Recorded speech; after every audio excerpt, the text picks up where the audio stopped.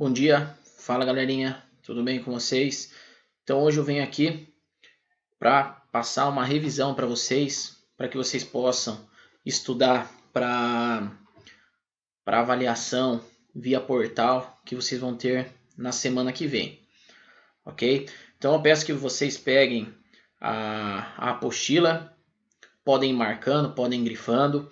O que eu fiz? Eu peguei a apostila, tirei um print das partes importantes, aquelas partes que são necessárias para que vocês estudem para essa avaliação via portal, ok? Então é um vídeo bem rápido, eu vou passando, vou comentando alguns assuntos e vocês vão marcando para estudar para essa avaliação, ok? Então o conteúdo inicia lá sobre o tênis de mesa, falando que ele pode ser um esporte tanto individual como coletivo. A gente tem um pouquinho da história do tênis de mesa, a versão que surgiu lá na Inglaterra no século XIX, que devido ao calor não podiam jogar no espaço aberto, e jogar embaixo da árvore. Então tudo aquilo que fala sobre o surgimento do tênis de mesa. Aqui a versão que fala do ping-pong para a diferença do tênis de mesa, que um é um jogo, o outro é uma brincadeira com regras adaptadas. Então toda essa parte relacionada à história. Aí a chegada do tênis de mesa no Brasil, que foi lá em 1905, trazido por ingleses, onde surgiu todo o esporte. Então teve uma crescente popularidade no Brasil e no mundo, e atualmente é um dos esportes mais praticados no mundo. Muitos países asiáticos, China, Japão, Coreia, são adeptos do tênis de mesa. A gente tem dois estilos para se segurar na raquete, que é o estilo clássico, que é esse do primeiro slide, e a gente tem o estilo caneta, que é esse slide disposto. Então é interessante vocês saberem como que é a forma de cada um segurar na raquete para poder jogar. Lembrando que não existe o jeito certo e o jeito errado.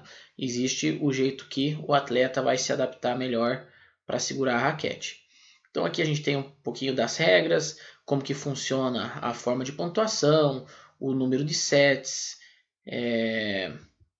Aqui um pouquinho também falando do saque, como que deve ser realizado, o ponto, como que pode ser feito quando erra, quando toca duas vezes na mesa. Então todos esses assuntos relacionados às regras do tênis de mesa. A gente avança um pouquinho, vai para o voleibol, que fala sobre as mudanças e os sistemas de jogo. A dinâmica que teve que ser dada para que as partidas ficassem mais movimentadas, mais rápidas. Então a gente vai pro andamento do jogo, que se inicia lá no saque, acontece a recepção, levantamento, ataque. Depois do ataque, o bloqueio, uma defesa ou um ponto. Então toda esse direcionamento do jogo. Aqui as situações do jogo, 5 situações: o saque, a recepção, levantamento, ataque, bloqueio e a defesa, e os fundamentos que são utilizados em cada situação do jogo. A gente fala um pouquinho do rodízio e das trocas de posições e funções do vôlei, fala do sentido 5-1, porque que ele existe, que é a forma do treinador deixar a equipe mais alta. E embaixo a gente tem as situações do jogo: a recepção, levantamento, ataque e a defesa. Quem são os especialistas? Da recepção, passador; levantamento, levantador; o ataque, existem 3 atacantes: atacante de ponta, oposto e o atacante de meio; e a defesa, o especialista, que é o líbero. Aqui, relembrando um pouquinho do rodízio, que existe as posições no sentido anti-horário, porém o rodízio acontece no sentido horário, como está disposto pelas flechinhas. Então, jogador 1, quando acontece o ponto, vai para a posição 6, o 6 para 5, 5 para 4. Então, dessa forma que acontece o rodízio. Aqui a função do líbero, que é o especialista em defesa. Ele não pode sacar, não pode bloquear, não pode atacar. Ele é simplesmente o jogador especialista responsável só pela defesa no jogo. Aqui um pouquinho sobre os sistemas táticos. Existem as 3 formas. Os sistemas táticos podem ser divididos individualmente, podem ser grupais e podem existir a tática coletiva também. Então são as 3 formas táticas que compõem um jogo de voleibol. Aqui o exemplo de alguns sistemas de jogo, né? O 6-6, 6-2, 4-2, 5-1. Então o que quer dizer? O segundo, depois do segundo X, significa o número de levantadores que a equipe tem, como já foi explicado em aulas anteriores. Aí sobre o judô, um pouquinho da história. O criador, que foi o Jigoro Kano, que surgiu no Japão e veio através de técnicas do jiu-jitsu antigo. Aqui a gente tem alguns principais atletas brasileiros, o João Derli, a Rafaela Silva, que foi atual campeã olímpica na categoria dela. Então são vários atletas conhecidíssimos no judô atualmente.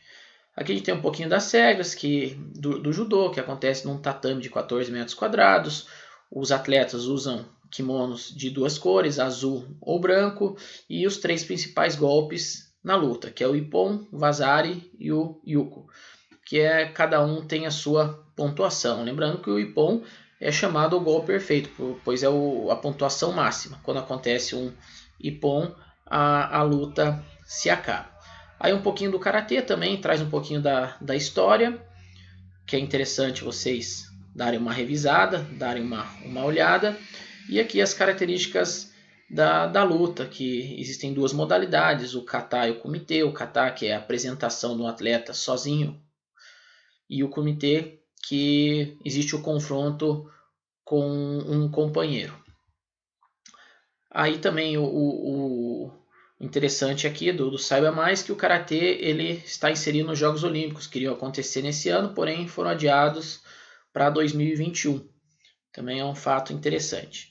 Beleza, galera? Então é isso aí. Estudem para essa avaliação.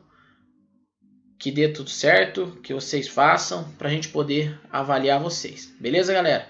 Então fiquem com Deus, um abraço e até o nosso próximo encontro.